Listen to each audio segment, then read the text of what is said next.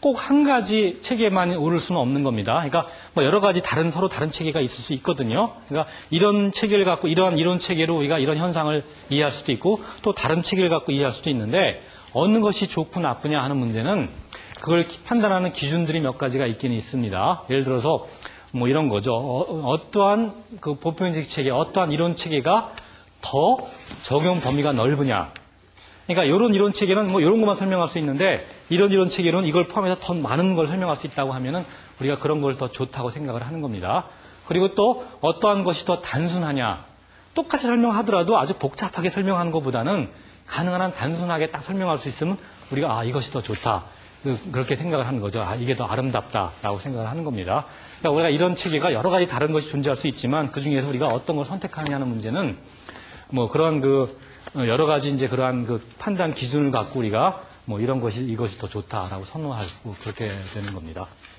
그러니까 어떤 의미에서는 과학자도 예술가라고 그럴 수 있어요.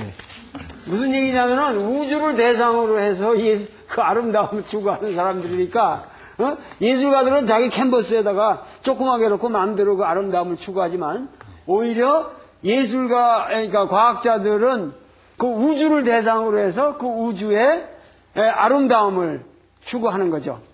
맞나요? 예, 그렇습니다. 그러니까 실제로 실제로 그러니까 여러분 이걸 한번 좀 말씀드리고 싶네요. 여러분 예를 들어서 뭐 이 식을 이제 뉴턴의 운동의 법칙이다라고 부르거든요. 뉴턴이 이런 걸 처음으로 이제 이렇게 완전히 만들어냈습니다. 근데 이런 뉴턴의 운동의 법칙이라고 하는 거가 어디에 존재하는 것 같아요, 여러분 생각에? 이게 하나의 이제 아주 멋진 이론 체계고 이걸 조금 더 총칭해서 이른바 고전역학이라고 부릅니다. 고전역학. 그러니까 그러니까 이제 뉴턴이 만든 거죠. 고전역학 체계가.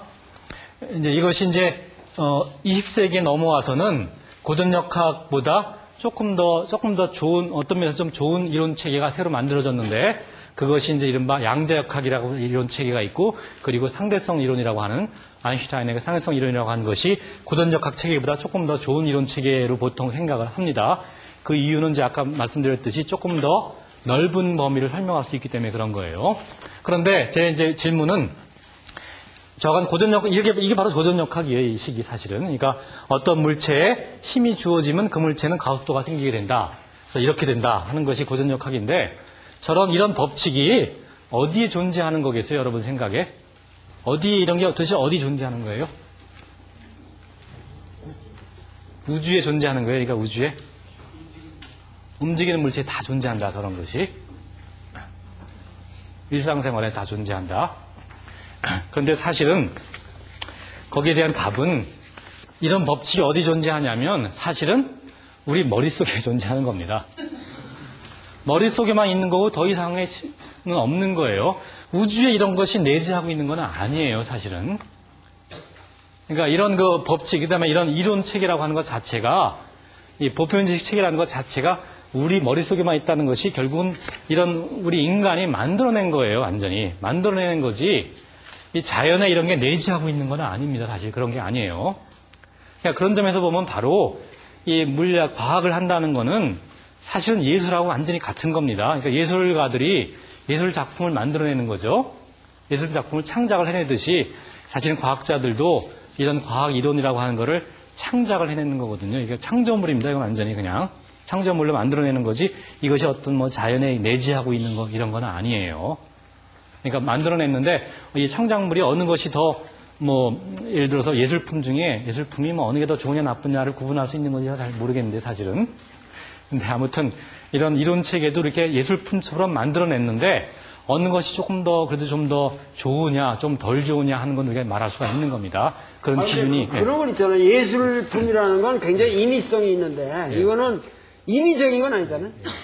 내가 이거를 인간의 머릿속에서 이 세계를 그런 방식으로 구성해냈다고 하지만 그것은 어디까지나 어떠한 그래도 철학적으로 봐서 객관적인 어떠한 물리적 세계에 대한 법칙 아니에요? 그럼요. 그러니까 그것이 뭐냐 하면은 이런 겁니다. 우리가 이론 체계라고 하는 거 그냥 내 머릿속에만 있다고 하니까 너무 이렇게 참 충격적일 수가 있는데 그런데 이런 그 과학하고 예술하고 차이가 하나 있습니다. 중요한 차이가. 그게 뭐냐면은 이 이론이라고 하는 거에 어떠한 우리가 이론의 의미를, 그러면 의미가 있죠. 뭔가 의미가 있는데, 제대로 된 이론이라면, 그 의미가 뭐냐 하면은, 우리의 감각 경험하고 연결이 돼야 되는 거거든요. 이게 무슨 얘기냐면, 예를 들어서 우리가 고전역학이나 이런 체계를 만들었어요. 니튼, 이 이식을 만들었는데, 그럼 이것이 그냥 혼자 만들고 만 게 아니고, 그럼 이걸 내가 정말 이걸 던져보면은, 이것이 정말 우리가 딱 볼 때 우리가 이걸 지금 관측을 할 수가 있잖아요. 관측한다는 건 결국 우리가 쳐다보는 겁니다. 이렇게 우리의 감각기관으로 뭐 보든지 아니면 듣든지 하여튼 이런 감각기관으로 이걸 보면은 관측을 하면은 이것이 정말로 이거에 대해서 타당성을 주느냐, 이거하고 합치하느냐 하는 과정이 하나 남아있는 겁니다. 우리가 그거를 뭐라고 하냐면 이른바 검증이라고 부르거든요. 검증. 증명이라는 거랑 마찬가지로?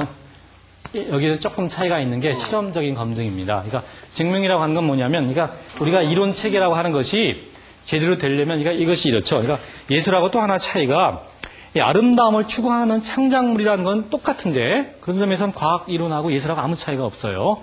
그런데 하나 차이는 과학 이론이 장점인지 단점인지 모르지만 예술하고 조금 차이가 나는 거는 이른바 조금 어려운 용어로 표현하면 논리적인 정합성이 유지가 돼야 되는 겁니다.